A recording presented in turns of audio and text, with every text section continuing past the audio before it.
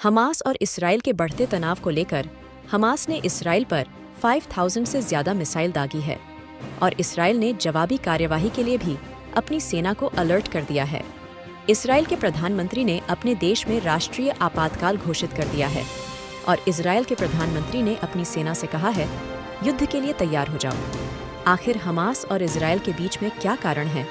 युद्ध की स्थिति बन गई, चलिए जानते हैं। इसराइल एक छोटा देश है और इसकी जनसंख्या केवल 9 मिलियन है। इसराइल की सैन्य शक्ति को दुनिया में सबसे मजबूत में से एक माना जाता है। इसराइल की सेना, जिसे जागान IDF कहा जाता है, में लगभग 1 लाख से अधिक सक्रिय कर्मी और 4 लाख से ऊपर आरक्षित कर्मी हैं। IDF को उच्च प्रशिक्षित और अच्छी तरह से सुसज्जित माना जाता है और इसमें एक विस्तृत श्रृंखला के हथियार और उपकरण हैं। Stockholm International Peace Research Institute SIPRI ने अनुमान लगाया कि इसराइल के पास 80 परमाणु हथियार हैं। SIPRI का अनुमान है कि इनमें से 30 हथियार हवाई हमले के लिए हैं, जबकि 50 हथियार बैलिस्टिक मिसाइलों पर लगाए जा सकते हैं। माना जाता है कि ये हथियार यरूशलेम के पास एक सैन्य अड्डे की गुफाओं में मोबाइल लॉन्चर्स के साथ रखे गए हैं। चलिए दोस्तों, जानते हैं हम आज के पास कितनी सैन्य शक्ति है। हमास के पास एक छोटी लेकिन अच्छी तरह से संगठित और प्रशिक्षित सैन्य बल है।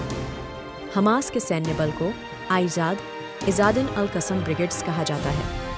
आइजाद में लगभग 20,000 सक्रिय कर्मी और 2 लाख आरक्षित कर्मी हैं। हमास की सैन्य ताकत को इसराइल के लिए एक गंभीर खतरा माना जाता है।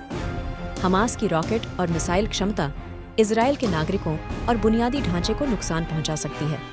इसके अतिरिक्त हमास की आतंकवादी गतिविधियां इसराइल की सुरक्षा के लिए खतरा पैदा करती हैं।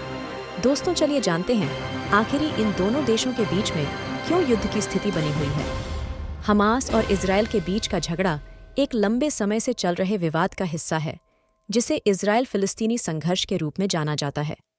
यह विवाद 1948 में शुरू हुआ था, जब इसराइल ने एक अलग यहूदी राज्य के रूप में अपनी स्थापना की थी।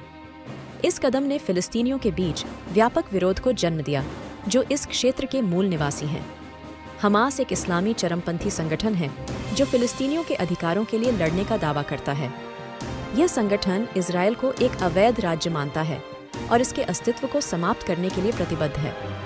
इसराइल दूसरी ओर एक यहूदी राष्ट्र है जो अपने अस्तित्व के लिए खतरे के रूप में हमास को देखता है।